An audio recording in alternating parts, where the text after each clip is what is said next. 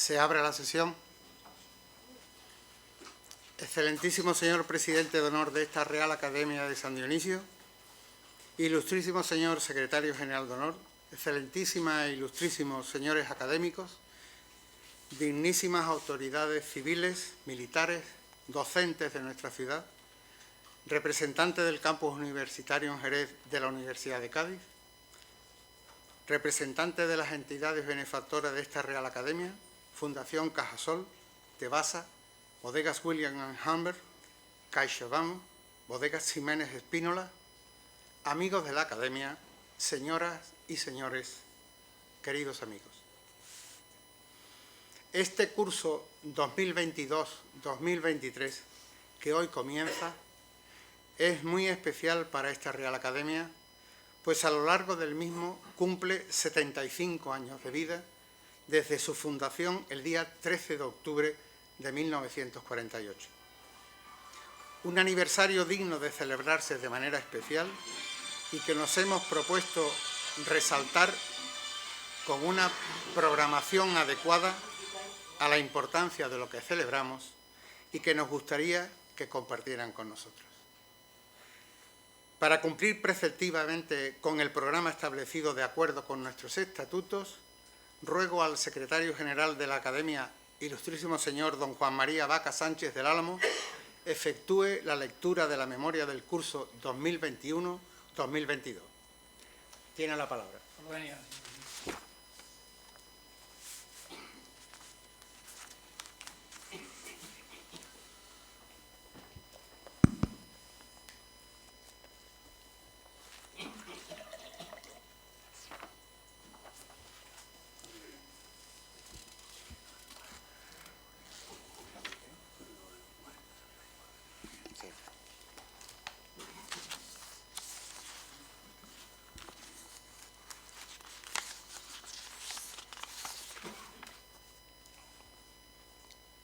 Memoria de las actividades académicas realizadas durante el curso 2021-2022.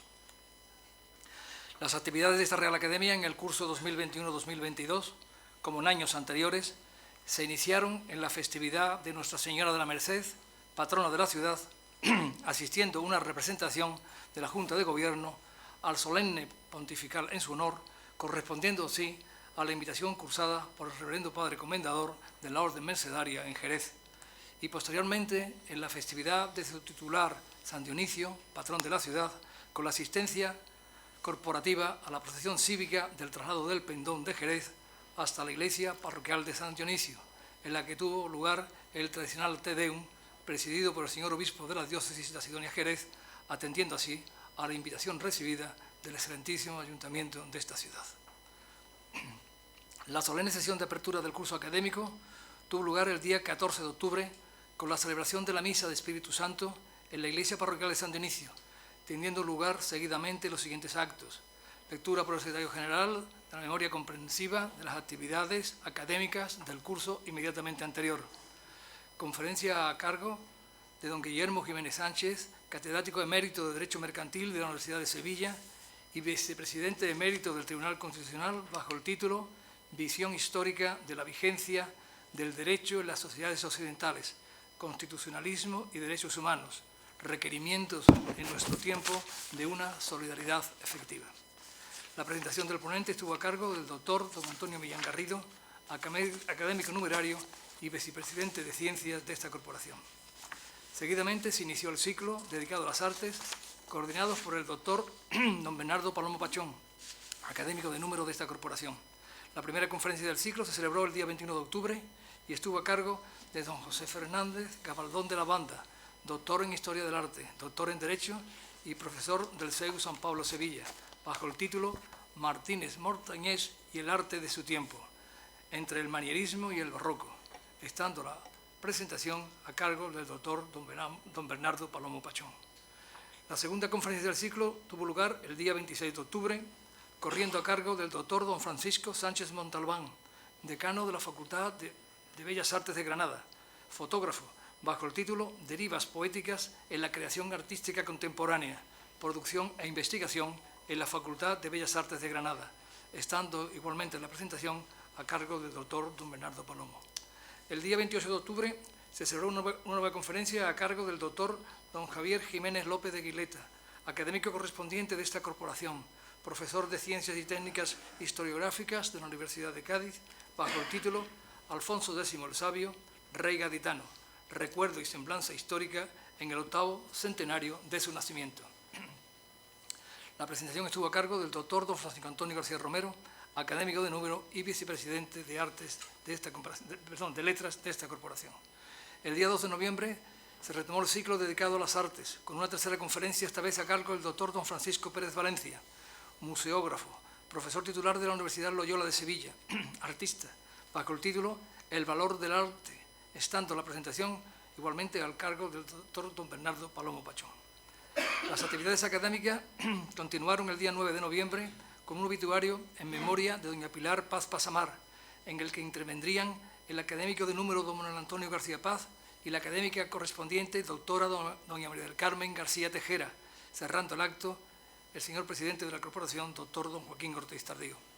El día 16 de noviembre tuvo lugar un nuevo obituario en recuerdo de don José Ristori Ruiz, en el que intervinieron el académico de número y vicepresidente de Artes, don Juan Salido Freire, y el académico correspondiente, don Jesús Rodríguez Gómez, cerrando el acto el presidente de la corporación, doctor don Joaquín Ortiz Tardío. A continuación se inició el ciclo dedicado al flamenco de investigación, coordinado por don Juan Salido Freire, con una conferencia primera que estuvo a cargo de doña Cristina Cruces Roldán, catedrática de Antropología Social de la Universidad de Sevilla, bajo el título Escuchar a Pastora, la niña de los peines y su patrimonio flamenco, estando la presentación a cargo de don Juan Salido Freire. La segunda conferencia del ciclo se celebró el día 30 de noviembre, estando a cargo de don Carlos Martín Ballester, especialista en patrimonio sonoro, presidente del Círculo Flamenco de Madrid, bajo el título Vida y obra de Manuel Torres, estando la presentación igualmente a cargo de don Juan Salido Freire. La tercera conferencia del ciclo dedicado al flamenco de investigación se celebró el día 9 de diciembre y corrió a cargo de don Fermín Lobatón Sánchez de Medina, licenciado en Filología Moderna, crítico y escritor de temas flamencos, bajo el título Festival de Jerez, 25 años de un evento singular, estando la presentación igualmente a cargo de don Juan Salido. El día 14 de diciembre tuvo lugar el tradicional concierto de Navidad, que ofrecieron respectivamente soprano y mezzosoprano Laura Moyano y Zaira Ruiz, acompañadas al órgano por nuestro académico numerario don Ángel Horta Rodríguez Pascual, quien asimismo realizó la presentación del concierto. La cuarta conferencia del ciclo dedicado al flamenco se celebró el día 16 de diciembre y estuvo a cargo de don Juan Salido Freire, académico de número y vicepresidente de arte de esta corporación, bajo el título Saeta y Flamenco, un posible camino de encuentro, estando la presentación a cargo de don Andrés Luis Cañadas Machado, académico de número y secretario general de honor de esta Real Corporación. Tras el obligado descanso por la celebración de las Navidades, se reanudaron las actividades académicas con los siguientes actos.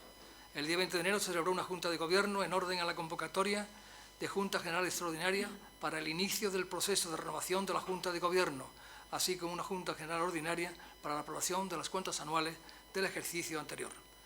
El día 25 de enero se celebró la conmemoración solemne de la festividad de Santo Tomás de Aquino, con una conferencia a cargo de don Miguel Ángel Mortero Jordi, vicario episcopal para asuntos jurídicos y relaciones institucionales de la diócesis de Sidonia-Jerez, bajo el título Santo Tomás de Aquino en el magisterio del Papa Francisco, estando la presentación a cargo de este secretario que en este momento le dirige la palabra. A continuación se inició el ciclo Jerez Siempre, dedicado a la pintura jerezana, coordinado por el doctor don Francisco Antonio García Romero, académico de número y vicepresidente de Letras de esta corporación, con la colaboración del Centro de Estudios Históricos Jerezanos. El día 1 de febrero tuvo lugar la primera sesión del ciclo con una conferencia a cargo del doctor don Fernando López Vargas Machuca, profesor del Instituto Padre Luis Coloma, miembro del Centro de Estudios Históricos Jerezanos, bajo el título Pintura gótica y mudéjar en Jerez y su entorno, estando la presentación a cargo de don Francisco García Romero.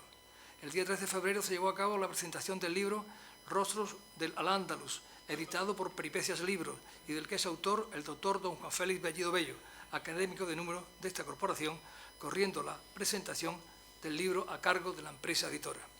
El día 8 de febrero tuvo lugar la segunda sesión del ciclo con una conferencia a cargo de don Álvaro Cabezas García, doctor en Historia del Arte, profesor del Instituto Albero de Alcalá de Guadaira, bajo el título Pintura jerezana en el siglo XIX, entre la tradición y la contemporaneidad, estando la presentación a cargo del doctor don Javier Jiménez López de Guileta, académico correspondiente de esta corporación. El día 15 de febrero se celebró la tercera sesión del ciclo, con una conferencia a cargo del doctor don Bernardo Paloma Pachón, doctor en Historia del Arte y miembro del Centro de Estudios Históricos Jerezanos y académico de número de esta corporación, bajo el título La pintura jerezana en los siglos XX y XXI, estando la presentación a cargo de don Eugenio Vega Jeán, miembro del Centro de Estudios Históricos Jerezanos y académico de número de esta corporación. El día 24 de febrero se celebró Junta General Ordinaria para la aprobación de las cuentas anuales del ejercicio 2021 y Junta General Extraordinaria para el inicio del proceso electoral para la renovación de la Junta de Gobierno. El día 1 de marzo tuvo lugar la lectura del discurso de ingreso como académico de número de esta corporación por don Jesús Medina y García de Polavieja, con el título La empresa familiar, visión académica y empresarial desde la experiencia personal. La contestación del discurso de ingreso corrió a cargo de don Juan Salido Freire. El día 8 de marzo se celebró una conferencia a cargo de doña Fátima Ruiz de la Saleta, académica de número de esta corporación, bajo el título Fiestas de la Vendimia del Cherry, Orígenes y primer cuarto de siglo, estando la presentación a cargo de don Francisco Garrido Arcas, académico de número de esta institución. El día 15 de marzo se aplazó el acto académico previsto, que era la lectura del discurso de ingreso como académico correspondiente por Sevilla del doctor don Andrés Luque Teruel, que pasó al día 7 de abril de 2022. El día 22 de marzo se celebró el homenaje de los benefactores William Humbert y Tebasa y a los amigos de la Academia, familia Layana, familia Molinillo Paz, don Rafael Lorente Herrera y don Manuel Doña Jiménez, con un concierto a cargo de Odil González Babió, violín, Colette Babió, violín, y Cristóbal González Babió, violoncelo, acto que fue dirigido y presentado por don Ángel Hortas Rodríguez Pascual, académico de número de esta corporación. El día 23 de marzo se celebró una Junta de Gobierno para el examen de las candidaturas presentadas y la convocatoria de la Junta General Extraordinaria, que se celebraría el día 28 de abril de 2022. El día 24 de marzo tuvo lugar la presentación del libro Cuentos de Fátima, medievales y de viajes, editado por Peripecias Libro, y del que es autora la académica de número de esta corporación, doña Fátima Ruiz de la Saleta, estando la presentación a cargo del doctor don Juan Félix Bellido Bello, académico de número de esta academia. El día 29 de marzo se celebró la lectura del discurso de ingreso como académico correspondiente por Sevilla del profesor doctor don Eduardo Camero Casado, catedrático de Derecho Administrativo de la Universidad Pablo Olavide de Sevilla, bajo el título El papel de las administraciones públicas en el nuevo orden socioeconómico, estando la presentación del nuevo académico a cargo del doctor don Antonio Millán Garrido, académico de número y vicepresidente de Ciencias de esta corporación. El día 2 de abril tuvo lugar la presentación en los claustros de Santo Domingo del libro Historia de una coral, de la que es autora doña María Teresa Díaz Marchán, estando la presentación a cargo del doctor don Joaquín Ortiz Tardío, presidente de esta corporación. El día 5 de abril se celebró una conferencia a cargo del doctor don Rafael Comino Delgado, catedrático honorario de obstetricia y ginecología de la Facultad de Medicina de la Universidad de Cádiz y académico de número de la Academia de Medicina y Cirugía de Cádiz, bajo el título Creacionismo, Evolucionismo, estando la presentación a cargo del doctor don Joaquín Ortiz Tardío, presidente de esta corporación. El día 7 de abril se celebró la lectura del discurso de ingreso como académico correspondiente por Sevilla del doctor don Andrés Luque Teruel, profesor titular de la Facultad de Geografía e Historia de la Universidad de Sevilla, bajo el título Técnicas escultóricas de Picasso, estando la presentación del nuevo académico a cargo de don José Luis Arzana Palma, académico de número de esta corporación. Tras la celebración de la Semana Santa se retomó la actividad académica con la celebración de los siguientes actos. El día 19 de abril tuvo lugar una conferencia a cargo del doctor don Javier Gómez Vallecillo, doctor en Derecho, bajo el título Presencia franciscana en Jerez de la Frontera, estando la presentación a cargo del doctor don Antonio Millán Garrido, académico de número y vicepresidente de Ciencias de esta corporación. El día 26 de abril se celebró una conferencia a cargo del doctor don Luis Javier Gutiérrez Jerez, académico correspondiente de esta corporación, catedrático de Derecho Civil de Jaén, bajo el título El nuevo sistema de apoyos para el ejercicio de la capacidad jurídica por las personas con discapacidad tras la Ley 8/2021 de 2 de junio, estando la presentación a cargo de este secretario general.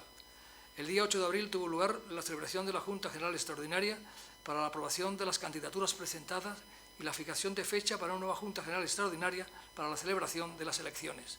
El día 3 de mayo, el acto académico consistió en la lectura del discurso de ingreso como académico de número de esa corporación por don Manuel Antonio Barea Rodríguez, bajo el título Jerez de la Frontera, Ciudad de Archivos. La constitución del discurso de ingreso estuvo a cargo de don Andrés Luis Cañada Machado, académico de número y secretario general de honor de esta corporación.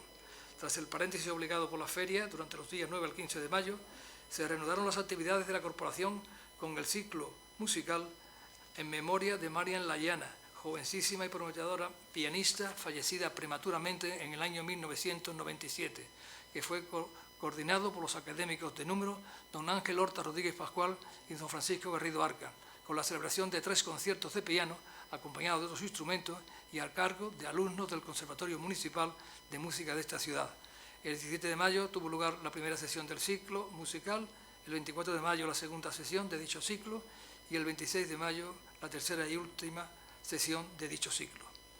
El 31 de mayo tuvo lugar una conferencia a cargo del doctor don Francisco Doñas Nieves, académico de número de esa corporación y bibliotecario de la Real Academia de Medicina de Cádiz, bajo el título La vacuna que erradicó la viruela, una visión histórica médica a través del arte. La presentación del ponente estuvo a cargo del doctor don Joaquín Ortiz Tardío, presidente de la corporación. El 17 de junio tuvo lugar la presentación del libro Apuntes históricos de Jerez, editado por Peripecias Libros, del que es autor el doctor don Francisco Fernández García Figuera, académico de número y presidente de honor de esta corporación.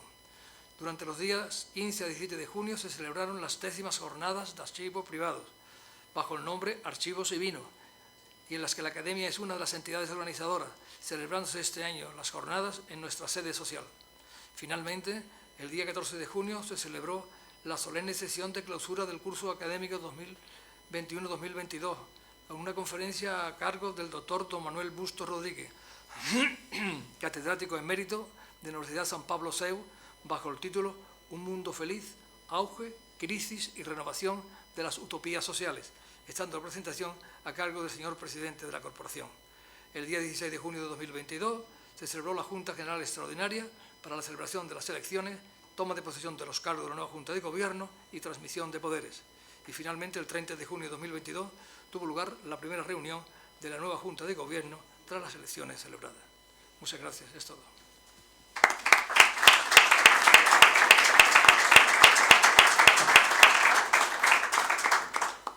Muchas gracias, ilustrísimo señor.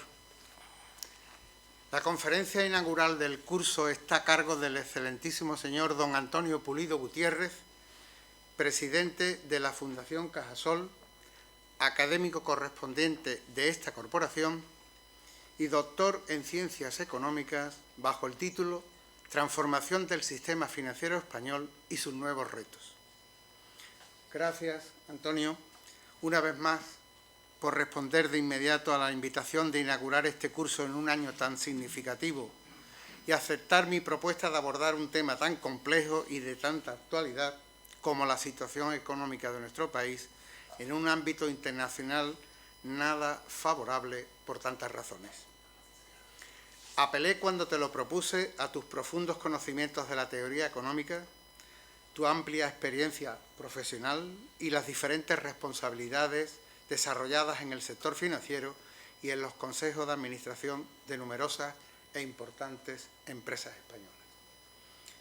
Por razones del tiempo para la presentación de un currículum tan completo y denso, me tomo la libertad de señalar aquellos aspectos más sustanciales del conferenciante.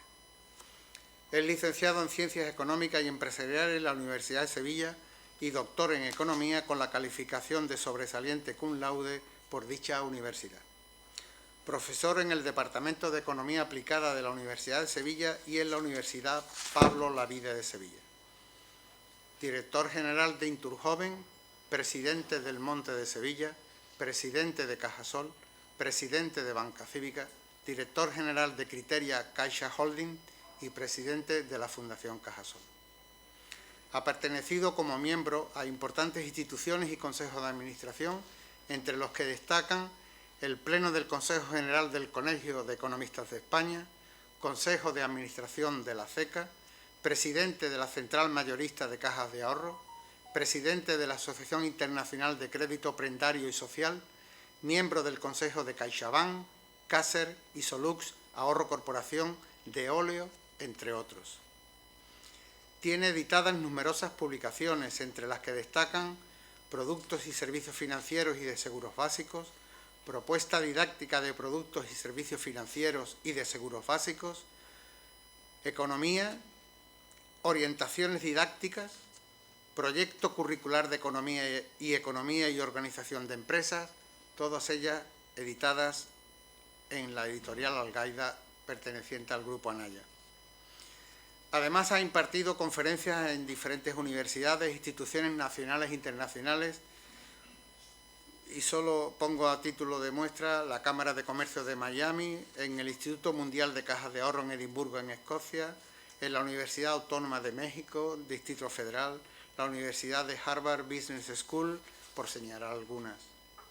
Destacar en el capítulo de reconocimientos y nombramientos, posee la Medalla de Oro del Consejo Andaluz de Colegios de Economistas en el año 2009, Medalla de Oro de la Universidad Internacional de Andalucía, Ejecutivo del Año en Andalucía en el 2009 por la revista Ejecutivos, Medalla de la Orden de la Estrella de Italia que otorga el Presidente de la República en el año 2013.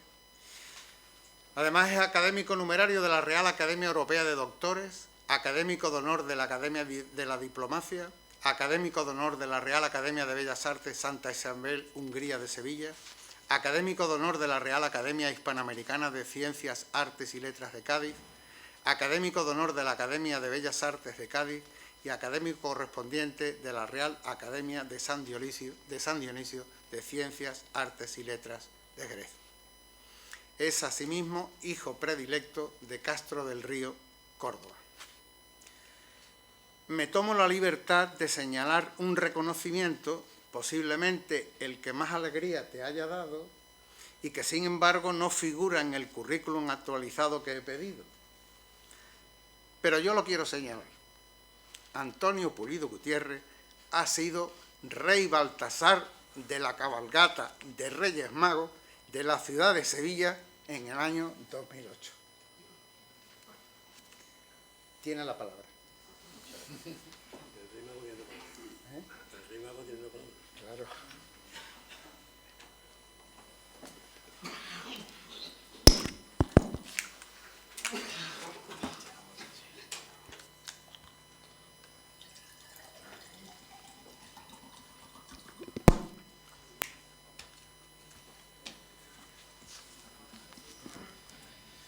Con la venia Concedida. Estimado presidente de la Real Academia San Dionisio de Jerez, estimados académicos, queridos amigos y amigas, permítanme que comience esta intervención, lo ha dicho antes mi presentador, querido amigo Juan, que le doy las gracias, y doy también las gracias y la enhorabuena por la intensísima actividad que esta academia tiene y que ha visto, que ha señalado el secretario general, que ha venido desarrollando durante todo el año. Por tanto, enhorabuena por eso y enhorabuena, y muchas gracias también a ti, Juan, enhorabuena por tu presidencia y enhorabuena también, muchas gracias por nombrarme. Decía que él ya ha dicho que voy a hablar de lo que sé algo y sobre todo de la historia, que es de la transformación del nuevo sistema financiero español y de sus retos, y hacer, de alguna forma, una cronología desde la crisis de 2007-2008 hasta nuestros días. Por tanto, decía que permítame que comience esta intervención expresándole, en primer lugar, el honor y el privilegio que representa para mí poder dirigirme a todos ustedes en una institución de tantísima historia, de tanta tradición y prestigio como es la Real Academia San Dionisio de Jerez. Un honor, un privilegio y también, tengo que confesarlo, una gran responsabilidad. Y al mismo tiempo una honda satisfacción por poder estar en esta tribuna que ya he ocupado en otras ocasiones, figuras tan reconocidas y respetadas antes que yo a lo largo de las más de 7 décadas de vida de esta institución, que entronca además con la centenaria inquietud cultural, investigadora y científica de la ciudad de Jerez. Como economista, también como presidente de Cajasol, y antes de eso, de la Fundación Cajasol, y antes de la Caja de Ahorro, sus diferentes modalidades, Cajasol, El Monte, Cajasol, después Banca Cívica, que llevaba también este mismo nombre, y le agradezco la oportunidad que me dan de compartir con ustedes algunas reflexiones sobre la situación de la economía española y muy particularmente de su sistema financiero, que cuando dábamos por enterrada la crisis desatada en el año 2008, se ve de nuevo envuelta en un periodo de incertidumbre como consecuencia de la nueva crisis energética, de la guerra de Ucrania y de las derivadas tan importantes como es en este momento la excesiva inflación o el desajuste logístico que hay a nivel mundial.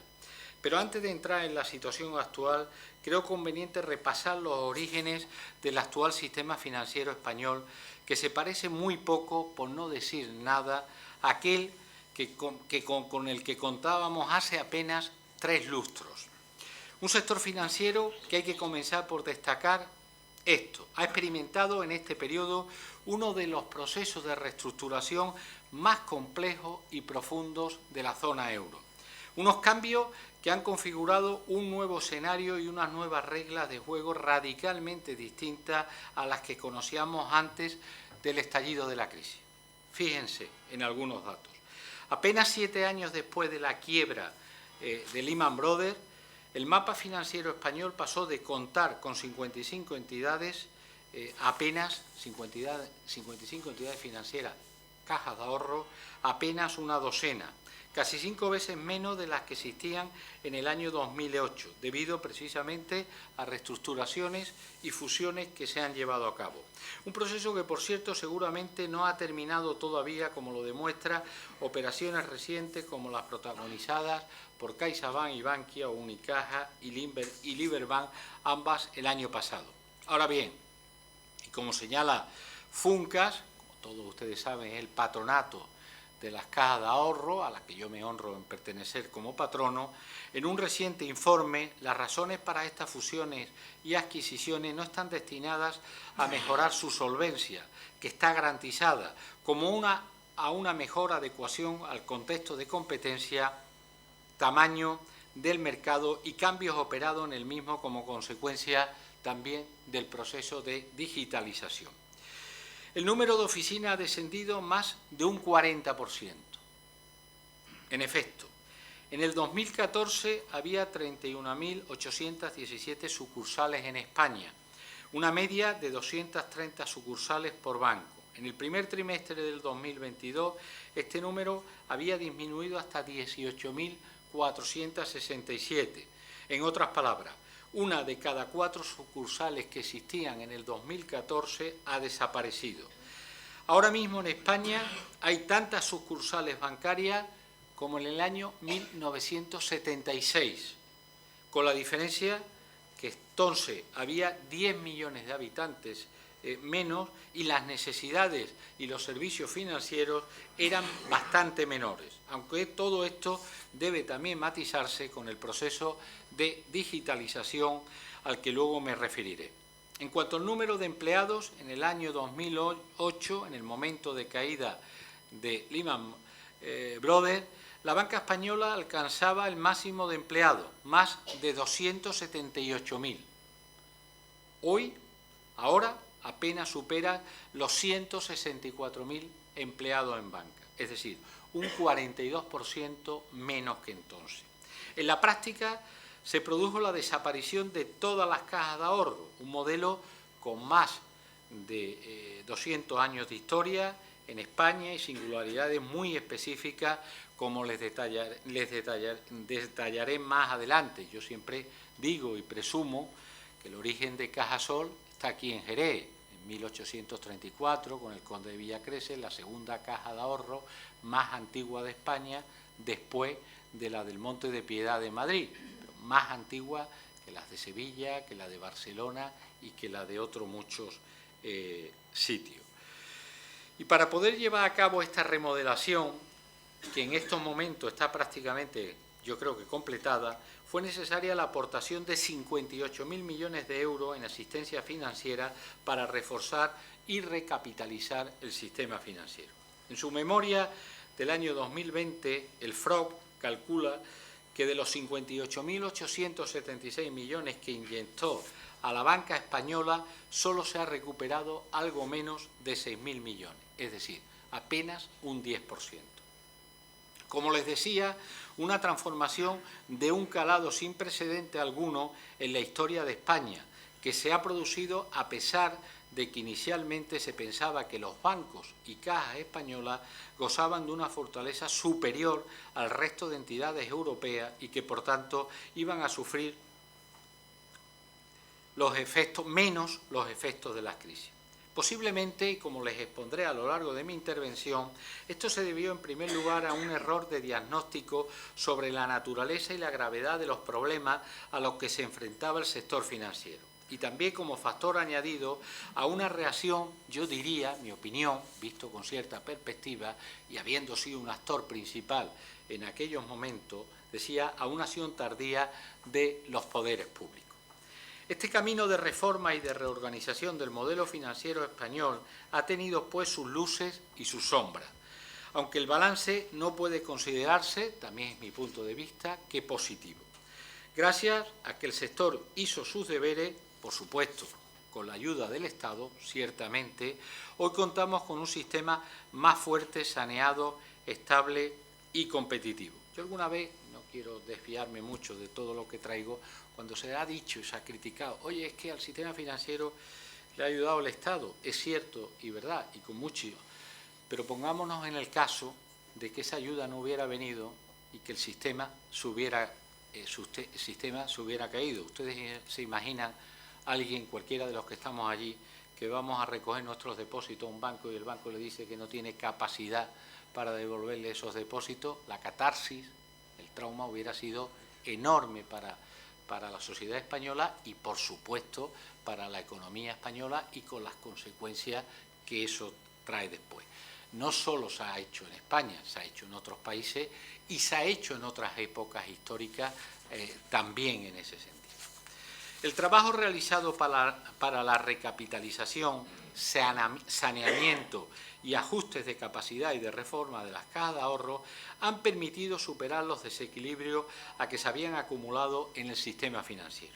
A día de hoy, como señalan las distintas evaluaciones que han hecho tanto el Banco Central Europeo como la Comisión Europea o el Fondo Monetario Internacional, el sector bancario español cuenta con balances saneados y con mucha mayor fortaleza, lo que le permitió, por ejemplo, afrontar la crisis de la pandemia, y les daré solamente un dato. Aquí hay algunos datos técnicos, Juan me entiende perfectamente, Adolfo, que lo tengo por ahí también, y seguro que muchos de ustedes que están en el mundo empresarial también lo entienden. La principal medida de fortaleza, lo relativo financiera, el Tier 1, que decía una principal medida de fortaleza financiera utilizada por los reguladores bancarios, las entidades que operaban en España comenzaron el 2020 con un Tier 1 del 12,53%.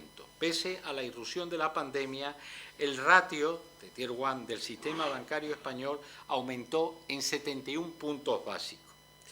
Vamos a ver ahora un poquito el origen de la crisis bancaria que hemos sufrido desde el año 2008. Porque la crisis que hemos sufrido del año 2008, 2007, 2009, cada uno siempre se pone Lehman Brothers como el inicio, ha sido fundamentalmente una crisis financiera, con derivadas, evidentemente, en el resto de los sectores económicos de la actividad. Considero importante reflexionar cómo hemos alcanzado esta situación, infinitamente más positiva de la que heredamos, y por ello creo que si queremos comprender en profundidad cómo y por qué hemos llegado hasta el escenario actual y por qué fue necesaria una reforma de este calado, el primer paso debe partir de un análisis realista y también autocrítico sobre la verdadera situación en la que se encontraba el sistema financiero español en el momento del derrumbe de Lehman Brothers. Evidentemente que lo ocurrido en España no puede desligarse de la crisis económica que ha habido a nivel mundial, que hubo a nivel mundial, y desde luego del contexto europeo. Y no hay más que recordar las tremendas dificultades por las que atravesaron países de nuestro entorno, como Grecia, Portugal, Irlanda. A Grecia ya recordarán ustedes que fueron los hombres de negro allí a tomar las riendas de la economía y decir esto es lo que hay que hacer si queréis que seguir teniendo ayudas europeas, ¿no? Y también es importante tener claro que el estallido de la crisis financiera coincidió con importantes problemas de gobernanza en el entorno europeo, tanto en materia política como en especial por la falta de instrumentos eficaces para gestionar las políticas económicas de la Unión Europea. Deficiencias que han vuelto a mostrarse ahora con la crisis energética a la que aludiré un poquito más adelante. En este contexto que les dibujo, y partiendo, como les digo, de un análisis autocrítico, hay que decir que la realidad es que, pese a su fortaleza aparente, el sistema había acumulado importantes vulnerabilidades durante los años del auge económico. Debilidades derivadas en buena parte de los desequilibrios profundos que fue acumulando la economía española, pero también de circunstancias propias de las entidades financieras. Hay que recordar así que el periodo entre el 2000 y el 2008 estuvo marcado por una enorme abundancia de liquidez a tipos de interés muy bajos, con primas de riesgo históricamente reducidas y unas políticas expansivas sostenidas a lo largo de una década. Todos estos factores configuraron, en primer término, un entorno en el que se concedía mucho crédito y en unas condiciones especialmente relajadas y poco existentes. Aquí veo algunos empresarios, muchos empresarios que recuerdan perfectamente esta etapa. Pero claro, aquello tuvo sus consecuencias. Como consecuencia, el endeudamiento de empresas y familias creció exponencialmente, al mismo tiempo que se producía un crecimiento desaforado en el mercado inmobiliario al que quedaron temerariamente expuestas entidades financieras. Como desafortunadamente se pudo comprobar, más tarde se había estado alimentando una burbuja del ladrillo que estaba a punto de explotar. Déjenme ofrecerle algunos datos ilustrativos de lo que estaba pasando. Entre los años 2000 y 2008, previo a la crisis, los créditos a las familias y a las empresas se dispararon una media de un 16% anual. 16% cada año anual, hasta representar nada menos que el 172% del Producto Interior Bruto español. 6 de cada 10 euros fueron a parar precisamente al sector inmobiliario, con más de 5 millones de visados de obra nueva firmados durante ese periodo. Y al mismo tiempo que la gente se endeudaba cada vez más, los precios de los activos inmobiliarios entraron en una vertiginosa espiral alcista, sometido a una constante sobrevaloración que hizo, por ejemplo, que el metro cuadrado de la vivienda terminada pasara en 8 años, y os doy este dato, del año 2000, 893 euros metro cuadrado, a 2019 euros en el 2008, bastante más del doble. Como consecuencia, las familias tenían que destinar un porcentaje cada vez mayor de sus ingresos para pagar la hipoteca.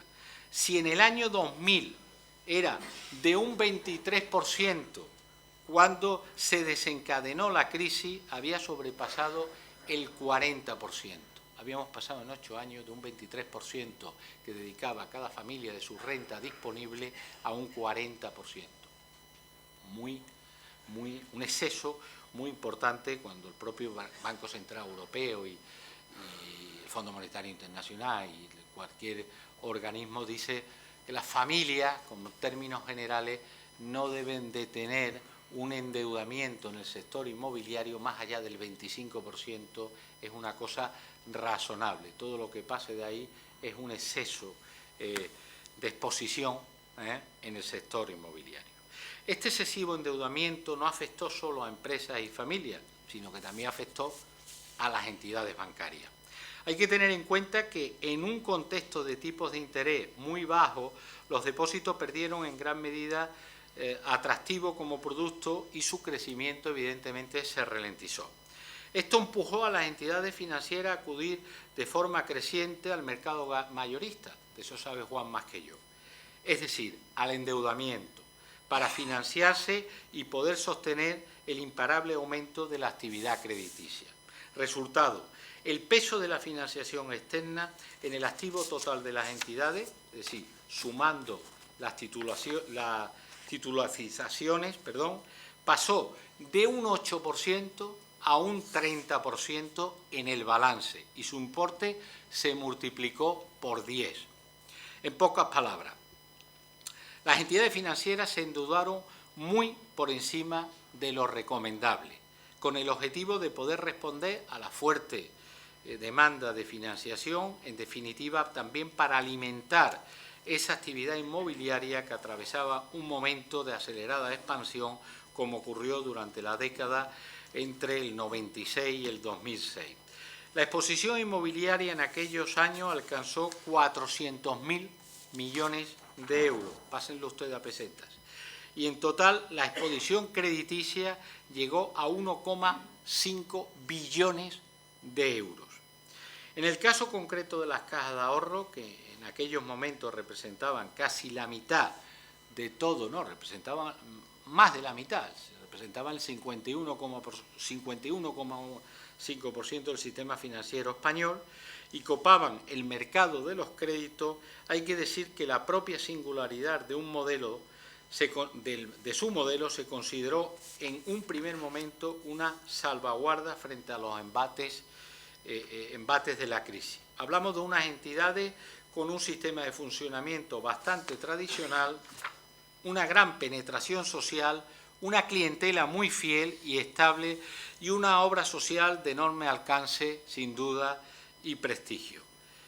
Es importante señalar que, a diferencia de otros países de nuestro entorno, en España el sector financiero no se dejó llevar por la fiebre de comercialización de activos complejos y de alto riesgo, y eso hizo que las primeras sacudidas de la convulsión financiera internacional se dejaran notar.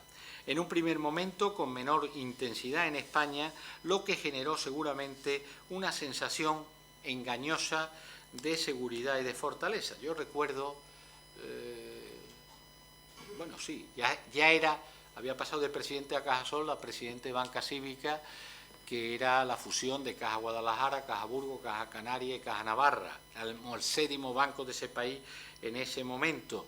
Una reunión con el gobernador del Banco de España, que entonces era Fernández Ordóñez, y bueno, nos mostró ahí unos datos de que el sistema financiero español estaba muy bien y estaba seguro. Incluso los responsables políticos de aquel momento también lanzaron pues, algunas consignas de que era un sistema robusto y que íbamos a aguantar. Sin embargo, hay que reconocer que no se calibró bien la verdadera dimensión de la excesiva sobreexposición al sector del ladrillo. Más elevado, sin duda, en las cajas de ahorro, precisamente por sus profundos vínculos con el territorio y su experiencia acumulada en el sector de las hipotecas. Había otros elementos añadidos de vulnerabilidad derivados del propio carácter y configuración interna de las cajas, como su incapacidad para captar recursos en el mercado privado o problemas de gobernanza interna, que como veremos a continuación fueron abordados en un primer momento con más voluntad que acierto por parte de los poderes públicos. Las primeras medidas, pero antes de eso quiero poner brevemente un ejemplo, claro. Algunos bancos tuvieron las mismas crisis que las cajas de ahorro, pero tenían facilidad para salvarlas, porque iban al mercado, no quiero decir ningún nombre, pero X, 5.000 millones más o 7.000 millones más de ampliación de capital. Algunos hicieron ampliación de capital y lo perdieron todo después. Pero el problema de las cajas es que no teníamos un sistema de capitalización. El único sistema de capitalización es que los beneficios del año pues, los derivábamos a capital y no a obra social. Como no había accionistas, pues era difícil. A mí cuando presidía esta asociación internacional también me preguntaban en algunos sitios, oye, ¿quién es el dueño de Cajasol? Digo, Cajasol no tiene dueño, ni Caja Jerez tampoco tenía dueño. No, hay unas instituciones fundadoras que tienen ahí unos derechos, pero poco más, no hay un dueño, no se le reparte dividendo a nadie. Bueno, ese mismo problema traía que no podíamos ir a un mercado para capitalizarnos. Si las exigencias, como luego diré, de Tier 1 o de Core Capital eran mayores, pues algunos bancos lo solucionaron muy fácilmente, yendo al mercado de capitales. No es que los bancos estuvieran mejor, no estaban mejor, es que tenían instrumentos para conseguir los nuevos requerimientos que nos exigía en aquel momento el Banco de España. Ahí nos inventamos alguna historia, las cuotas participativas, hasta que luego fue derivando todo. Pero el gran problema es que no, ante mayores exigencias de capital, no teníamos un problema de capitalizarnos. Nadie podía llegar y decir, oye, venga, yo pongo 1.000 millones de euros y me quedo con el 30% de la caja de ahorro. Eso no era posible, por eso se fue siempre buscando, ya en todos estos años con la crisis, un sistema que diera respuesta a ese problema de capitalización que teníamos. Por tanto, ante esta situación, ¿cuáles fueron las primeras medidas que se tomaron? Nos encontramos, pues, en el momento en el que las autoridades mundiales, europeas y nacionales son conscientes por primera vez de la necesidad de adoptar medidas para proteger el sector financiero del tsunami desencadenado por la crisis de la subprime. ¿Cómo se respondió? ¿Qué medidas se tomaron? En este punto creo que es importante distinguir dos fases diferenciadas de respuesta. Una primera, entre los años 2008 y 2011, donde a las medidas que se pusieron en marcha le faltó una visión global y sobre todo un diagnóstico más certero de lo que estaba pasando.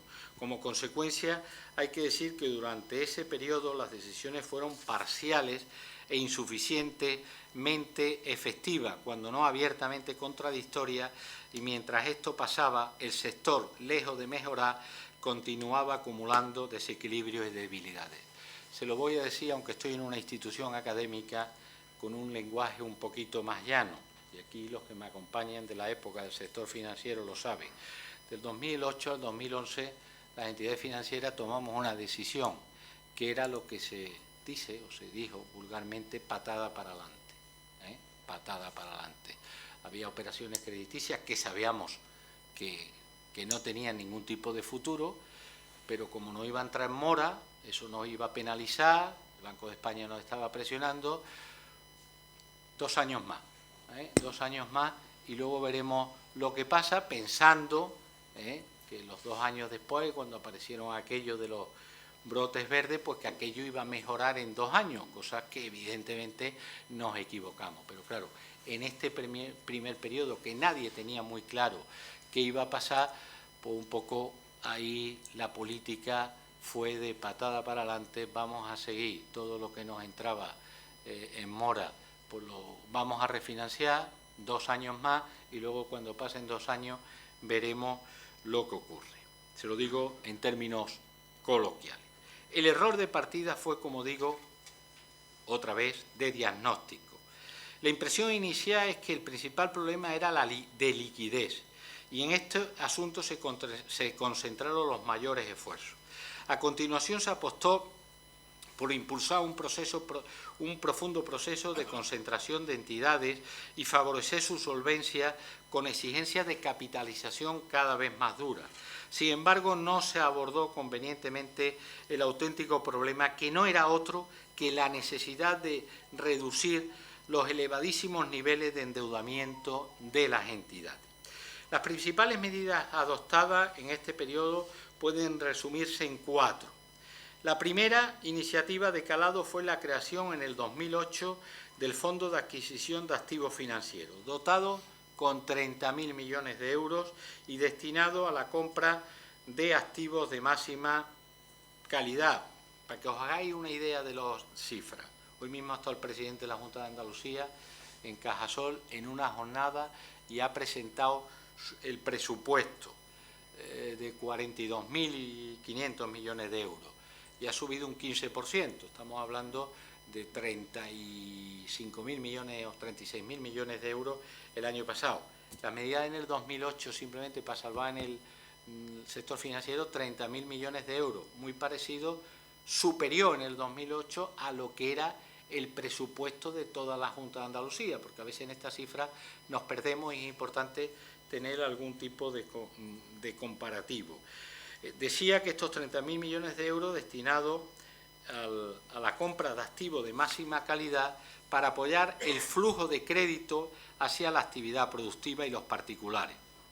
Además, son cifras, se amplió hasta los 100.000 millones de euros de cobertura al Fondo de Garantía de Depósitos y se concedieron avales públicos por valor de 100.000 millones de euros a emisiones de las entidades en mercados mayoristas. Recordaréis en estos días toda la crisis, decía, oye, no os preocupéis que hasta 100.000 euros, si esto cae, 100.000 euros por cuenta corriente hay con estos fondos garantía para devolver.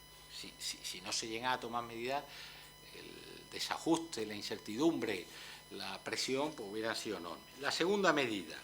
Al año siguiente, en el 2009, se creó el Fondo de Reestructuración Ordenada Bancaria, el famoso FROB, con el objetivo principal de financiar los procesos de integración entre entidades y reforzar la solvencia de las entidades resultantes y aportar una solución rápida para las entidades no viables. Hasta el primer trimestre del 2011, el FROB concedió 10.000 millones de euros en ayuda a través de aportación a participaciones preferentes. Tercera medida. Un año después de la aprobación del FROB, a mediados del año 2010, se ponía en marcha el mayor proceso de concentración de la historia de las cajas de ahorro.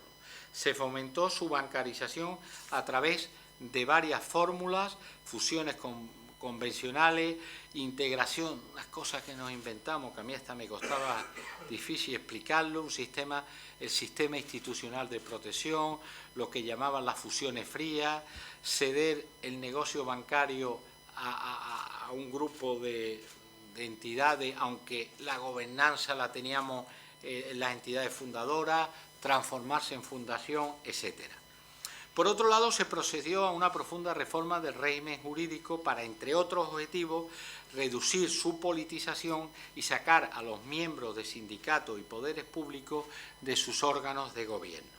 Sin embargo, y como hemos podido comprobar posteriormente, se trataba de un plan, insisto, en mi opinión y la de muchos analistas, poco realista y diseñado con escasa previsión. Fíjense ustedes que en el 2008 se toman medidas, en el 9, en el 10, cada año se van corrigiendo las medidas del año anterior. De hecho, solo 3 años después de su puesta en marcha y después de varios procesos de fusiones frías para favorecer la concentración de entidades de ahorro, la realidad es que ya no quedaba ninguna caja en España y de las 55 existentes. No quedaba ninguna caja porque nos habíamos transformado en fundaciones bancarias.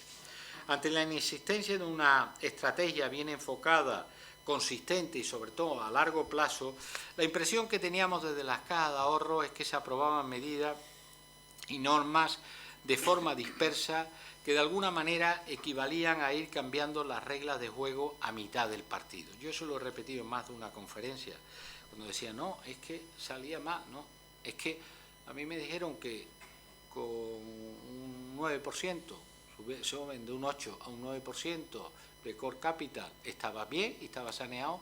Claro, si al año siguiente me ponen un 10, al año siguiente me ponen un 11, pues como el que dice, no se aprueba con un 5, hay que aprobar con un 6 y después un 7, ¿no? Es que yo estaba aprobado en las medidas que teníamos anteriormente, pero eso es tal y como yo le digo, es decir, que fueron cambiando las reglas de juego, las condiciones sobre la marcha ante la magnitud de la crisis. Un ejemplo está, sin ir más lejos, en el complejo proceso experimentado también por el propio Cajasol, que primero fue la fusión de dos cajas, Caja San Fernando, de la que ya donde está la Caja Jerez, el Monte de Piedad y Caja de Ahorro de Huelva y Sevilla. Esa fue la primera fusión, la primera que se hizo en todo este proceso, porque la hicimos en el 2007. Después fuimos los primeros que hicimos la primera absorción de una caja de fuera de nuestra comunidad autónoma con la fusión, la absorción más bien de Caja Guadalajara, para por último integrarnos en Banca Cívica junto, como les decía, a otras 3 entidades, Caja Navarra, Caja Burgos y Caja Canaria, sacar Banca Cívica a bolsa, salimos un día después que Bankia, no salimos antes porque el Gobierno ni el Banco de España nos permitió que fuéramos antes, íbamos mucho más adelantados que Bankia en el proceso, pero Bankia tenía mucho más dimensión que nosotros y querían que el primera fuera Bankia y lo segundo, de las únicas cajas que dimos el paso de salir a bolsa, que en el caso nuestro, a Bankia no, pero en el caso nuestro, eso nos salvó para finalmente proceder en una fusión con CaixaBank en el año 2012, es decir, en 2012-7, en 5 años hicimos 4 fusiones y una salida a bolsa. Eso en cualquier proceso de caja de ahorro de cualquier empresa es de un estrés muy fuerte, pero yo creo que ahí tuvimos la iniciativa de Cajasol de subirnos en todos los carros que podíamos porque veíamos que había un problema importante. Luego me referiré, creo, al acierto de esta iniciativa que se saldó con la devolución de ayudas recibidas y el mantenimiento de la obra social y cultural de Cajasol, que ahora mismo somos de las 5 entidades financieras de toda España con una obra social y cultural más importante, precisamente por estas medidas que tomamos. Y yo tengo también el orgullo de decir, porque dice, es verdad, como luego diré, que el sector financiero le ha costado al erario público 56.000 millones de euros, prácticamente la mitad a Bankia. Lo que era Cajasol, o Banca Cívica, Caja Jerez, Caja Huelva, Caja San Fernando del Monte, le ha costado 0. Nosotros únicamente pedimos, estando en Banca Cívica, no un préstamo participativo, no a capital, que devolvimos un mes después de la integración en Caixa. Es decir, que en el caso de Cajasol no se ha devuelto, yo creo que es la única o de las únicas entidades en ese proceso que no recibimos ni un duro público. En algún medio ha salido, que yo he estado por escribirle y rectificar, que fueron 990 millones lo que costó. No es cierto. No es cierto porque fue un préstamo que se devolvió de forma inmediata en ese sentido. La cuarta medida que se toma, la última medida de calado de esta primera fase de respuesta a la crisis, se adoptó en el 2011 cuando se aprobó un decreto para el reforzamiento del sistema financiero que elevó los niveles mínimos de capital de máxima calidad que deberían mantener las entidades. En concreto, se estableció un ratio mínimo del core capital, o lo que se llama capital más sano, capital principal, del 8% se elevaba al 10% para determinadas entidades, no para todas, con excesiva financiación mayorista. El FROB inyectó otros 10.000 millones de euros en 4 entidades consideradas viables y se procedió a la venta de 4 catalogadas como no viables. A partir del 2012 hay un cambio de tendencia. Como les decía, a partir del 2012 se inicia una segunda etapa en el proceso de reestructuración del sistema financiero español. Un nuevo periodo marcado por un cambio de tendencia en la estrategia de los poderes públicos frente a la crisis. Hubo una toma de conciencia de que las medidas adoptadas hasta ese momento habían resultado absolutamente insuficientes, más aún en un momento en el que la economía española se enfrentaba a una segunda recesión y sufría los efectos de contagio de la crisis de la zona euro. Frente a la lentitud en la reacción y la dispersión de las iniciativas emprendidas hasta la fecha, a partir de ese momento se adopta una línea de respuesta mucho más eficaz y ágil y se culmina con la firma en el mes de junio del año 2012 del famoso Memorándum de Entendimiento de la Unión Europea. Se trata de un acuerdo de enorme importancia porque permitió poner sobre la mesa una hoja de ruta definida para la reforma del sector bancario, con objetivos creíbles, con condiciones claras para todos, con plazos concretos y con herramientas eficaces para sanear y redimensionar el sistema financiero y conseguir en último término que el crédito volviera a fluir a la economía española. Los primeros pasos de esta nueva estrategia se dieron de manera previa a la firma del memorándum con la aprobación de 2 decretos en el primer semestre del 2012 que establecían medidas de saneamiento adicional de los balances de las entidades y permitieron realizar una valoración realista de sus activos. En especial los relacionados precisamente con el sector inmobiliario, que eran los que más dudas suscitaban en los mercados. Como les decía, estas medidas sentaron las bases que permitieron unos meses después firmar el memorándum de entendimiento por el que el gobierno español solicitó formalmente, yo quiero recordar, entonces el memorándum del entendimiento lo pide, ya estaba en el gobierno Rajoy y se resistió a pedir, primero se resistía a pedir ayuda, la ayuda económica, pero sí se firma el memorándum de entendimiento, digo que se solicita formalmente a la Unión Europea la asistencia financiera para apoyar un proceso más amplio de reestructuración y recapitalización del sistema financiero.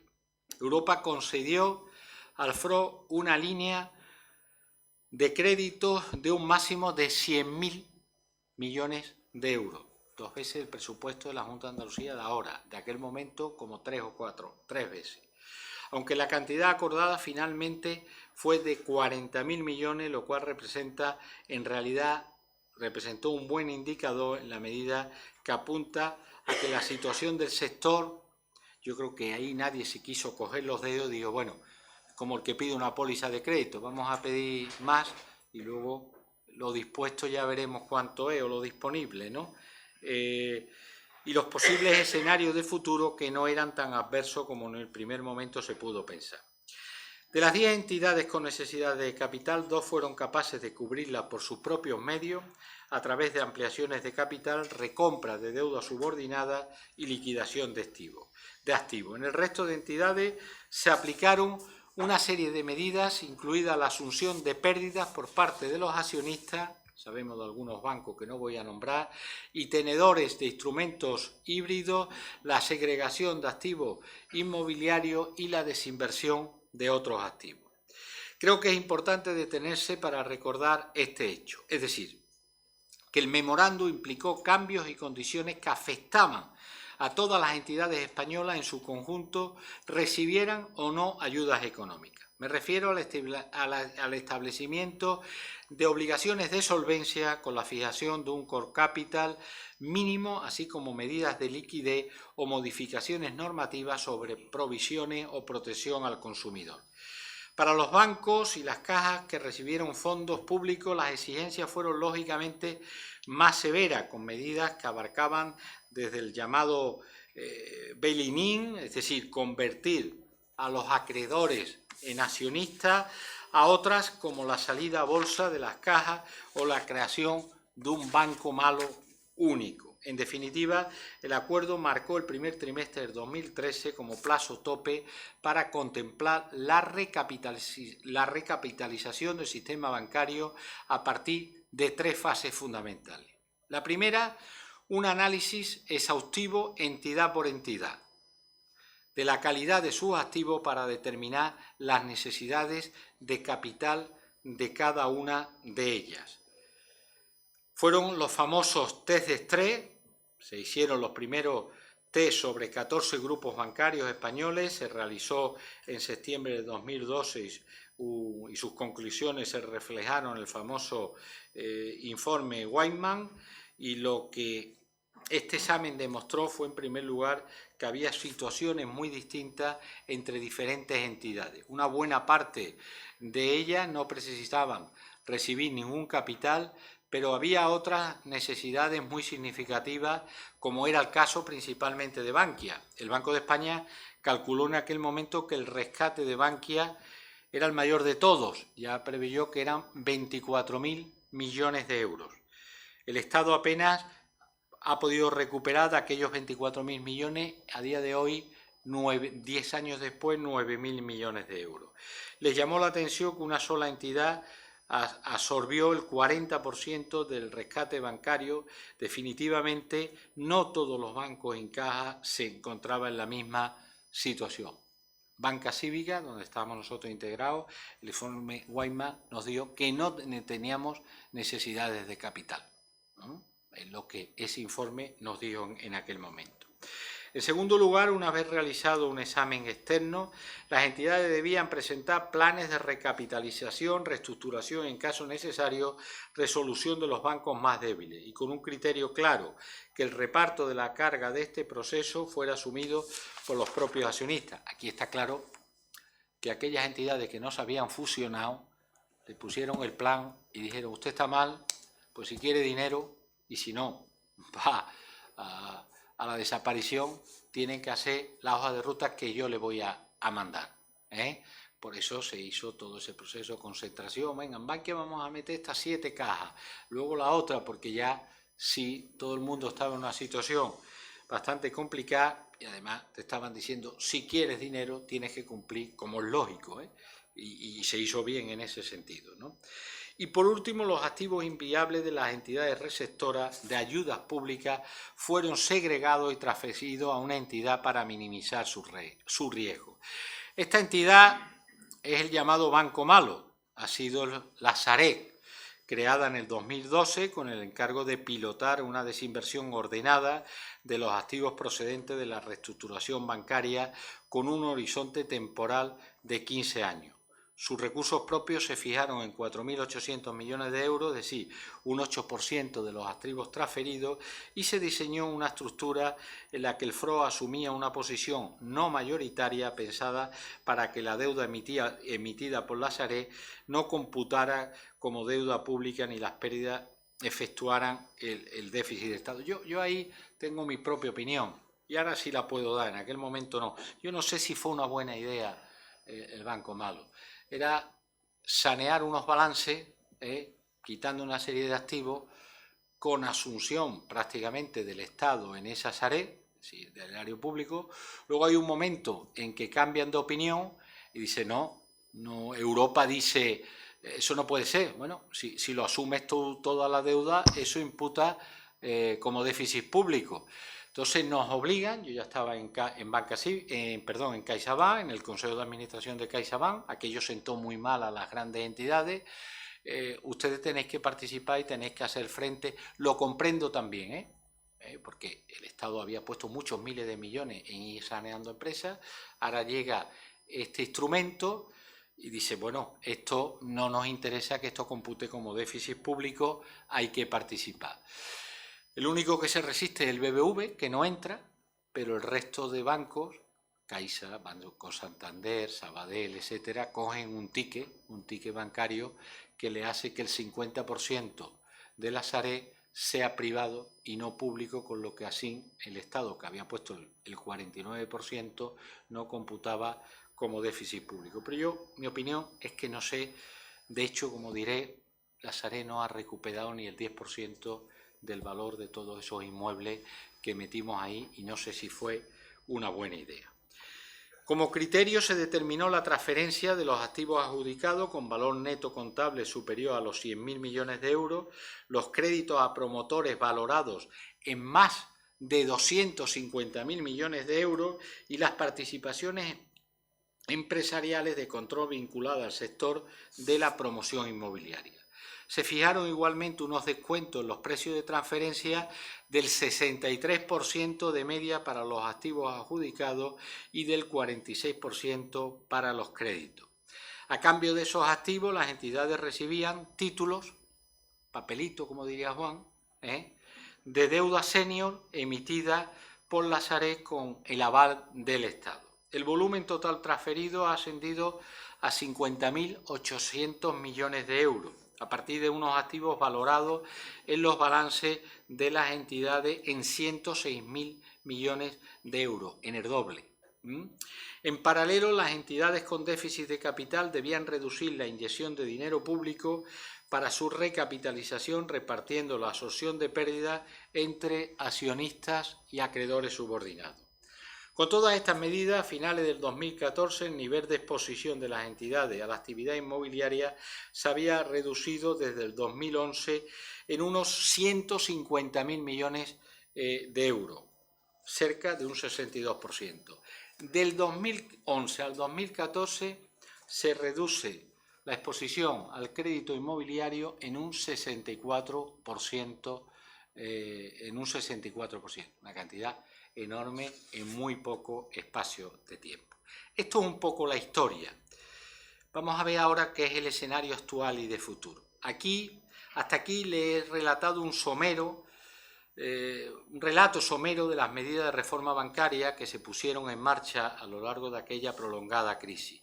La pregunta que toca ahora hacerse, después de todas estas reformas, ¿cómo ha quedado finalmente el sistema financiero español? ¿En qué condiciones se encuentra para afrontar las nuevas exigencias de un mercado distinto, cada vez más difícil y también más competitivo? El resumen de la situación actual es que hay menos entidades, eso es cierto, que son más grandes, que están bien capitalizadas y son más competitivas. Es decir, el sistema ha ganado en solidez, estabilidad y confianza. Y no quiero olvidar una cosa, con la ayuda del erario público. Aquí hay muchos empresarios que dirán, oye, si eso me lo hubieran hecho a mi empresa en esos momentos de crisis, y yo eso lo entiendo perfectamente. Lo que pasa es que el sistema financiero es algo capital para la actividad económica y, evidentemente, ningún país nunca a lo largo de la historia ha dejado caer el sistema financiero, ni siquiera que se hubiera algún agujero, porque entonces el desajuste en la actividad económica en general hubiera sido mucho más. Pero es verdad que tenemos un sistema mucho más sólido, mucho más estable, que genera más confianza. Creo, por tanto, que el balance que podemos hacer de este proceso de reestructuración es, con todas las cautelas, positivo. Las cifras y los datos disponibles son claramente sintomáticos de la mejoría que ha experimentado el sector bancario, tanto en términos de liquidez como de solvencia. Le aportaré otro dato reciente. El índice de morosidad de los bancos españoles alcanzó su máximo en el año 2013, con una tasa del 13,6%, y el último dato del Banco de España del pasado mes de julio lo reducía al 3,8%. Voy a dar también un dato del que no me siento absolutamente nada orgulloso, todo lo contrario, crítico. Pero estamos en Jerez, en la provincia de Cádiz, donde Cajasol tenía una presencia muy importante y donde en esa primera transferencia que hicimos con Caixa fue una preocupación. Cuando la media del sector era de un 13,6% en todo el sistema bancario español, aquí en Cádiz la media estaba en un 18,5%, casi llegó a tocar un 19%. Hubo un momento que fue la provincia con más morosidad de España. Luego, no voy a decir afortunadamente, porque mal de muchos saben ustedes que no es. Luego nos superó Canarias en morosidad, pero hubo un momento que una preocupación. De hecho, yo ya estaba en Caixa, se fijaron todos los focos aquí en la provincia de Cádiz, porque es verdad que aunque la media era muy alta, todavía aquí en la provincia de Cádiz era tal. Yo lo trataba de justificar, digo, miren ustedes el nivel de desempleo en esta provincia con respecto a otra, por tanto hay una correlación tal. Miren ustedes el nivel de renta con respecto a otras provincias, y esto es algo que evidentemente tiene una lógica aplastante. Ante este hecho de referencia a las ayudas a la banca, de las cuales la gran parte no se ha recuperado, y eso hay que decirlo, gran parte, casi toda, para ser justo creo que hay que añadir también dos elementos a los que no se suele hacer demasiada referencia. En primer lugar, los continuos esfuerzos realizados por el sector al margen de las ayudas públicas. Tengan en cuenta que a lo largo de 7 años, entre el 2008 y el 2014, el sector dotó contra resultado o reserva provisiones por más de 280.000 millones de euros. Si a estas cifras se suman las ampliaciones de capital llevadas a cabo en ese mismo periodo, se alcanza un reforzamiento total de los recursos propios, sin contar con las ayudas públicas, de 330.000 millones de euros. Una cifra similar al 30% del Producto Interior Bruto de España en ese periodo. Y en segundo lugar, hay que destacar que pese a la enorme profundidad de la crisis y los riesgos a los que hubo que hacer frente, se ha conseguido mantener algo importante. El 98% de los depósitos, que era el objetivo, de las familias españolas, aquellos inferiores a los famosos 100.000 euros, no sufrieron ninguna pérdida, 98,3% de esos depósitos. Dicho todo esto, cabe preguntarse cuáles son los desafíos y los retos que afronta el sistema a partir de ahora. El principal de ellos, sin duda, es el de generar una rentabilidad suficiente. Hasta ahora, los últimos 4 o 5 años, la banca no es rentable. Ahora, con la subida de los tipos de interés, la cosa va a cambiar, pero hasta ahora no era rentable. Así es, debemos de tener en cuenta que el conjunto de las medidas que se adoptaron para hacer frente a la crisis ha conducido a la banca a operar con tipos negativos de interés durante prácticamente 12 años y hasta la fecha, como saben, bien reciente. El impacto de la rentabilidad bancaria ha sido muy intenso y supone en la actualidad la principal vulnerabilidad del sistema bancario. De hecho, según Funca, las entidades financieras de este tipo de entorno monetario experimentaron una disminución del 17,4% en sus márgenes de intermediación comparada con aquellas otras que operaban en países que no adoptaron tipos de interés negativos. Aún así, nos referimos a España, de media, los márgenes de intermediación bancaria del sector español mostraron un nivel de un 1,9, superando claramente al de homólogos como 0,9 Francia, 1,1 Alemania, 1,3 Italia y 1,3 los Países Bajos. El propio Fondo Monetario Internacional, firme defensor de los tipos negativos, sin esa política habría menos crecimiento, menos crédito y menos empleo. Pero en su propio informe nunca ha dejado de reconocer el efecto negativo que la situación actual representa para los márgenes bancarios, el deterioro que puede representar para la solidez de capital y la solvencia que tanto ha costado recuperar en los últimos años. Yo os pongo un ejemplo. Caixa, el 70% del beneficio aproximadamente no viene del margen de intermediación, que es lo que se dedica a un banco, a comprar y vender dinero, principalmente, y que eso representaba antes el 80 y el 85%. ¿De dónde creen ustedes que viene? Las comisiones. De los seguros. Principalmente de los seguros. Después de la venta cruzada. Es decir, de los televisores que vende y de los vajillas y de este tipo de cosas. Y por último, el margen de intermediación que ha sido de lo que ha vivido un banco. De comprar y vender dinero, de esa diferencia. Esto va a cambiar, evidentemente, ahora con la subida de tipos, pero eso sí nos hace una idea de cómo la cuenta de resultados, la cuenta de explotación ha cambiado o cambió radicalmente. Si hay algo que nos ha enseñado, por eso le dan tanto la lata con el teléfono, para que no se dé de baja del seguro, para que no se dé de baja de esto y tal, porque ahí en estos momentos con intereses negativos es donde ha estado el negocio básicamente. Si hay algo que nos ha enseñado la crisis es que conviene no bajar la guardia en ningún momento y que debemos estar muy atentos para prevenir cualquier situación de vulnerabilidad del sistema financiero. Es verdad que la situación acaba de cambiar, como he dicho anteriormente, con la subida de tipos de interés decretada recientemente por el Banco Central Europeo, lo que supone una normalización del negocio bancario tradicional que supone sencillamente adquirir dinero barato y venderlo más caro. Sin embargo, la subida de los tipos llega en un momento muy complejo.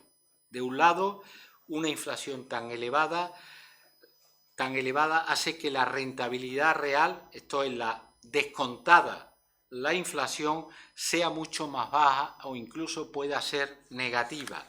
De otro, la situación de incertidumbre derivada de la guerra de Ucrania y de la consiguiente crisis energética augura una contracción de la economía con el consiguiente impacto en el empleo y en la generación de riqueza. Yo creo que nos tenemos que preparar para un par de años con una crisis menos intensa que la que vivimos en el 2008, pero sí podemos entrar en algunos trimestres sin duda de recesión y desde luego no en crecimientos como hemos tenido del 3, del 4, sino crecimientos muy modestos de un 1, 1,5%. Antes he hecho referencia a la baja morosidad que afortunadamente tenemos ahora, pero es evidente que en un contexto como este puede generar un repunte de esta. Todavía no ha ocurrido. Yo ayer mismo hablaba el viernes con el presidente de Caixa y me decía que en Caixa no lo hemos visto todavía y está tardando, pensaba que iba a ser justo después del verano, pero a la banca todavía no le ha llegado esa mora que estamos esperando. Dependerá, como casi todo, de la duración de esta situación de incertidumbre en la que el señor Putin ha empleado algunas herramientas como el suministro de gas o como una auténtica arma de guerra. Por cerrar el capítulo sobre la rentabilidad de los bancos, no quisiera terminar sin hacer referencia al impuesto, es verdad que temporal, aprobado por el Gobierno de nuestro país. Sobre este aspecto solo diré una cosa. Este impuesto tiene en cuenta el volumen total de beneficios derivados de los márgenes de intermediación y de las comisiones netas. Pero aunque el volumen sea importante, lo cierto es que después de los esfuerzos de los últimos años, la rentabilidad relativa de los bancos, beneficios por acción o por activo, es bastante modesta. Y no creo necesario insistir que la importancia que tiene para nuestra economía contar con un sistema financiero estable, sólido y saneado. Yo he oído decir a algún banquero muy importante de este país, no quiere decir que sea mi opinión, que me la voy a reservar también, pero yo lo puedo entender, que no está tan desacuerdo en estos momentos con el impuesto a la banca. Y sobre todo cuando, como les vengo contando, hemos consumido del erario público más de 56.000 millones de euros. Por tanto, las cosas hay que verlas con una cierta distancia, en un contexto amplio y también, como le decía, sobre márgenes en esto. De hecho, yo mañana, de hecho, tengo patronato de Funca, está el presidente de Caixa, el presidente de Iberbank, o el presidente de todo esto. No ha habido una declaración conjunta de la banca en contra de este impuesto, porque yo creo que todos tenemos de alguna forma presente de, claro, el esfuerzo de los últimos 5 o 6 años, 7 años de capitalización a la banca ha sido importante.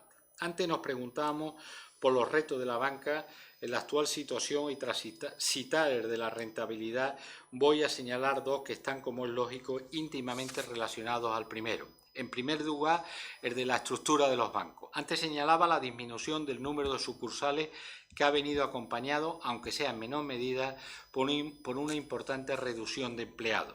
En efecto, en los últimos 5 años el sector se ha visto reducido sus recursos humanos en más de 21.000 personas, aproximadamente la mitad de ellos en los grandes bancos y el resto en entidades de menor tamaño, pasando de 185.000 en el 2017 a 164.000 empleados. Pero si digo en menor medida que la reducción de sucursales es porque si la media de empleados por sucursal también era en el año 2014 de 6,4 empleados por sucursal, en el año 2020 es de 7,8 empleados. Hay menos sucursales, pero hay más empleados por sucursal. Ese es un poquito el modelo anglosajón. Tienen sucursales más grandes y aquí la filosofía de las cajas de ahorro era una sucursal en cada esquina, cosa que está cambiando también por una cuestión evidentemente de modelo y de eficiencia.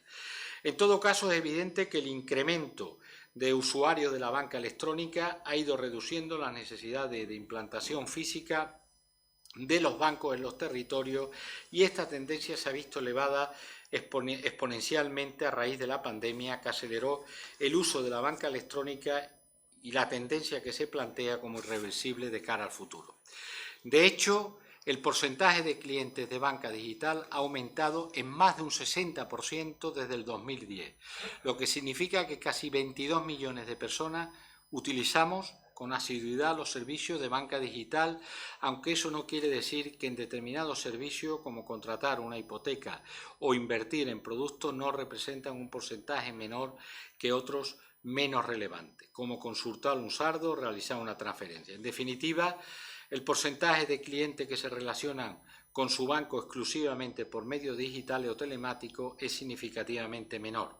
No obstante, no quisiera eludir el problema de la exclusión financiera de algunos territorios, singularmente de la famosa España despoblada, y paralelamente en algunos segmentos de población a los que el uso de las herramientas digitales les resulta mucho más engorroso y complicado. Un reciente informe señalaba que en el 2019 el 52,7% de los municipios españoles no contaba con ninguna entidad bancaria.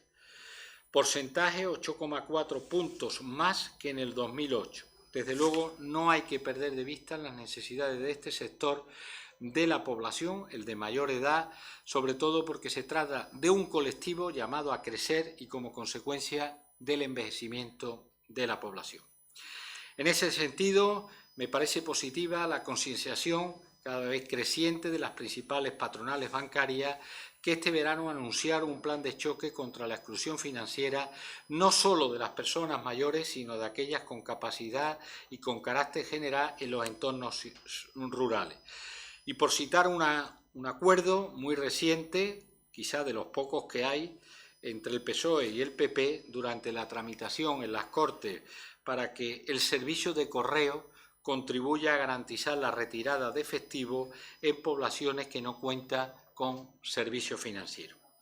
El tercer y el último reto del sistema bancario al que quería hacer referencia, junto a la rentabilidad y a la nueva estructura, es el fenómeno de la llamada plataformalización de la banca, que se configura como un auténtico supermercado, un agregador en el que se ofrecen servicios bancarios y no bancarios propios de terceros, en el que intervienen múltiples proveedores. Un proceso que no diré que sea inverso, pero sí paralelo a la entrada de las llamadas Big Tech como Microsoft, Apple, Google en servicios financieros. Es decir, ya Apple o Google nos da un préstamo al consumo. No es el futuro, sino el presente. Amazon ya ofrece créditos a sus proveedores para ayudarles a crecer y desde luego tienen capacidad tecnológica, tienen capacidad financiera y reputacional para acceder a la inmensa mayoría de la población. Particularmente no creo que estas grandes corporaciones tecnológicas globales pretendan desplazar a los bancos tradicionales del mercado financiero, básicamente porque las exigencias regulatorias del sistema financiero son mucho más exigentes que los ámbitos comerciales más flexibles y globales en los que se mueven estas empresas, más interesadas por ahora en facilitar a sus clientes métodos de pago. No obstante, el Banco de España ya advirtió hace un par de años que tras los pagos estas empresas entrarán en los créditos al consumo por ser uno de los segmentos más rentables. No obstante, la experiencia de los últimos años demuestra, junto al recelo y la competencia, que ya se han configurado escenarios de cooperación, como lo demuestra que millones de usuarios pagan con su tarjeta bancaria de la banca tradicional utilizando las famosas app como Google Pay o Apple Pay, y como se ve es un reto para el sistema financiero, tanto en el sentido de oportunidades como de riesgo. Dada la gran musculatura de estas grandes corporaciones, podría desplazar a los bancos como meros financiadores de los préstamos generados desde estas plataformas. Señoras y señores, queridos académicos, voy finalizando mi intervención, pero sin antes volver a agradecer a la Real Academia, a su presidente, por su invitación y por darme oportunidad de compartir con todos ustedes la experiencia de la banca española, especialmente de las cajas de ahorro, y el difícil camino recorrido hasta ahora para adaptarse a un nuevo entorno financiero que ha vivido una verdadera catarsis en los últimos años y se abre de nuevo más allá de la difícil coyuntura que atravesamos ante un escenario de transformaciones y nuevas exigencias. En efecto, como les he venido relatando a lo largo de mi conferencia, en el entorno financiero mundial y también el español, las cosas han cambiado y ya no volverán a ser como eran antes. Pero seguramente es bueno que sea así, porque hoy nuestro sistema bancario está más saneado, es más eficiente y tiene los cimientos mucho más sólidos. Y lo que yo digo en más de una ocasión, y hemos aprendido de muchos de los errores que se han cometido en determinadas épocas. Esa es sinceramente mi convicción, que el sector financiero, gracias a los esfuerzos de los últimos 15 años, hoy se perfila como un factor de empuje para la economía de nuestro país. En el caso concreto de Cajasol, cuya fundación tengo el honor de presidir, su integración en CaixaBank ha permitió no solo formar parte del grupo financiero más importante en España, no de España, en España, sino también de mantener viva una importantísima obra social y obra cultural que veníamos realizando y que, como he dicho antes, estamos entre las 5 más importantes de España y que, como saben, de 55 cajas de ahorro que había y no estábamos entre las 5 primeras, se lo aseguro. Y como saben, es la seña de identidad del modelo de cajas de ahorro español. Una obra social y cultural, la nuestra, que se articula en 3 grandes líneas.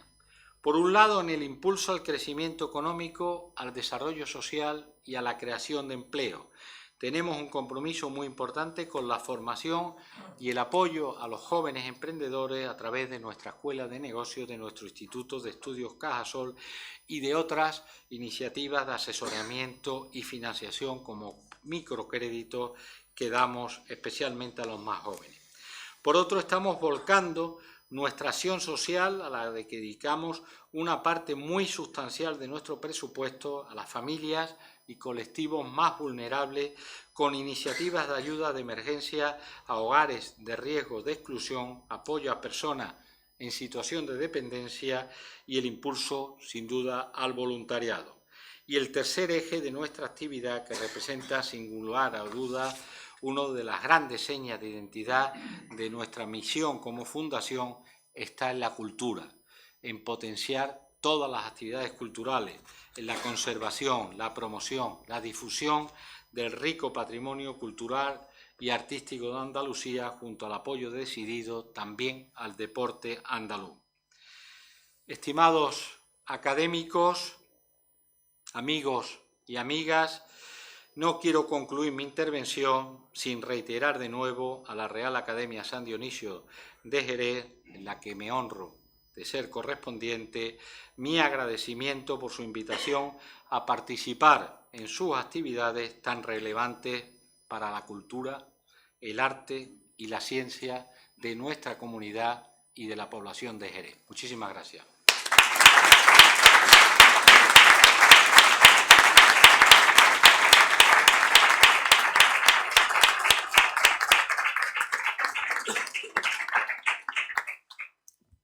Muchas gracias, Antonio, profesor, maestro, por tan formidable conferencia en unos momentos tan complejos como los que estamos viviendo y que nos afecta de manera directa tanto a los empresarios como a los particulares.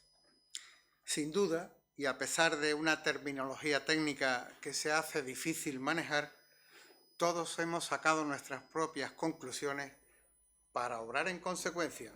Y me has traído a la memoria algunas de las muchas conversaciones que a lo largo de nuestra relación profesional se han mantenido y que todavía recordarás cuando te dije: la morosidad es un cáncer y la falta de liquidez es un infarto de miocardio. Quiero de nuevo agradecer a las autoridades asistentes, en particular al teniente de alcaldesa y delegado de Cultura de nuestra ciudad, a los concejales que nos acompañan hoy, al representante del campus de Jerez de la Universidad de Cádiz, al director del Instituto Padre Luis Coloma, al inspector de la Delegación de Educación de la provincia de Cádiz, a empresarios, amigos, compañeros, académicos. Muchas gracias a todos por vuestra presencia. Les emplazo para la semana que viene, próximo martes, día 25, a la próxima conferencia, que estará a cargo del doctor en Derecho, don Javier Gómez Vallecillo, bajo el título Deporte y Discapacidad. La presentación del conferenciante estará a cargo del ilustrísimo señor don Antonio Millán Garrido, académico de número de esta Real Academia y presidente de honor de la Asociación de Derecho Deportivo. A continuación, en nuestra planta baja se servirá un Jerez Honor. Y permítanme que en nombre de Su Majestad el Rey declare inaugurado el curso 2022-2023. Se levanta la sesión.